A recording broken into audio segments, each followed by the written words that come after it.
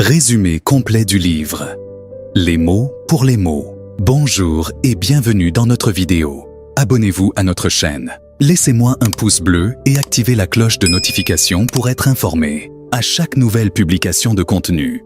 Parlons un peu de l'auteur. Karamo Sangaré est un conférencier international, coach en développement personnel et auteur reconnu pour son travail axé sur la psychologie positive, la transformation personnelle et la résilience émotionnelle. Originaire de Côte d'Ivoire, il a acquis une grande notoriété en Afrique francophone et au-delà grâce à ses séminaires, ateliers et conférences sur des thèmes variés tels que le leadership, la gestion du stress et la communication interpersonnelle. Avec plusieurs années d'expérience en tant que formateur et conseiller, Sangaré a aidé de nombreuses personnes à surmonter des obstacles psychologiques et émotionnels en mettant l'accent sur la manière dont les mots et les pensées influencent directement les comportements et les émotions.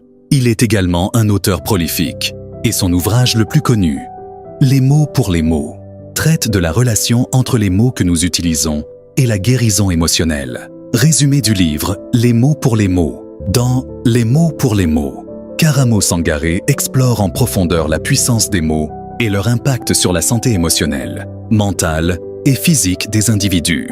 Il s'agit d'une réflexion sur le langage et son rôle dans le façonnement des expériences humaines, tant sur le plan personnel que collectif. Le livre s'articule autour de plusieurs axes principaux, chacun traitant de la façon dont les mots peuvent être des outils de guérison ou, au contraire, des armes destructrices. 1.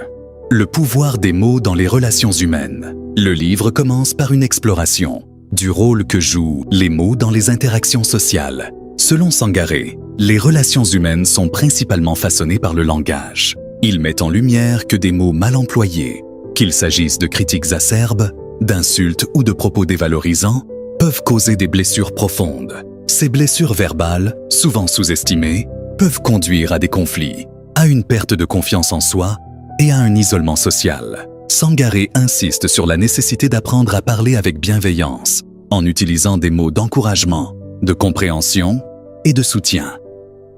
2. L'importance des mots dans l'éducation. Un autre volet important du livre se concentre sur l'influence des mots dans l'éducation, notamment auprès des enfants. Sangaré explique que les paroles d'un parent, d'un enseignant ou d'un mentor peuvent profondément façonner l'avenir émotionnel et psychologique d'un enfant. Les critiques répétées, les reproches constants ou les mots durs peuvent miner la confiance d'un jeune et créer des complexes durables. À l'inverse, les encouragements, les félicitations et les paroles d'affirmation renforcent l'estime de soi et permettent à l'enfant de grandir avec une image positive de lui-même. Il propose des exemples concrets de la manière dont un langage approprié peut nourrir le potentiel d'un enfant et l'aider à surmonter les épreuves de la vie. 3. Les mots comme reflet des croyances personnelles. Sangaré aborde également le lien entre les mots que l'on se dit à soi-même et l'état d'esprit général. Le dialogue intérieur, souvent ignoré, est une composante clé de la santé mentale. Le livre montre que les mots négatifs ou dévalorisants que nous utilisons dans notre monologue intérieur peuvent entraîner une détérioration de l'estime de soi et contribuer à des troubles comme l'anxiété et la dépression. L'auteur préconise la pratique des affirmations positives pour contrer ces effets néfastes. Il s'agit de remplacer les pensées et les paroles négatives par des mots qui soutiennent la confiance en soi, l'optimisme et la résilience. 4. Les mots et la guérison des blessures émotionnelles. Un aspect central du livre est l'idée que les mots ont un pouvoir de guérison. Sangaré explique que les blessures émotionnelles, souvent invisibles, peuvent être apaisées par l'utilisation de paroles bienveillantes, que ce soit envers soi-même ou envers les autres. Il souligne l'importance du pardon, non seulement des autres, mais aussi de soi-même, et montre comment des paroles de pardon et de réconciliation peuvent libérer des fardeaux émotionnels profondément ancrés. Dans cette optique, il encourage une approche consciente et attentionnée de la communication, en se concentrant sur la construction plutôt que sur la destruction. 5. Les mots liés aux mots non exprimés. Sangaré explore également la souffrance engendrée par les mots non exprimés. Selon lui, il est tout aussi important de dire ce que l'on ressent que de savoir bien choisir ses mots. Beaucoup de gens gardent leurs émotions pour eux, par peur de blesser ou de mal s'exprimer, ce qui peut causer des tensions intérieures et des frustrations. Il conseille d'apprendre à verbaliser ses émotions de manière constructive. 6.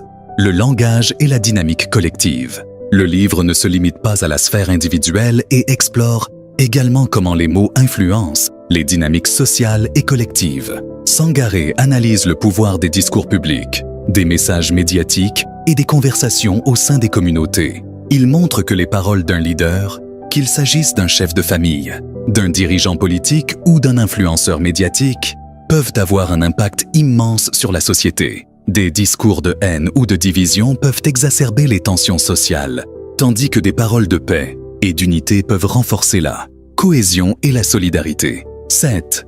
Les pratiques pour utiliser les mots comme outils de transformation. Pour conclure, Karamo Sangaré propose des techniques pratiques pour utiliser les mots comme des outils de transformation personnelle et collective.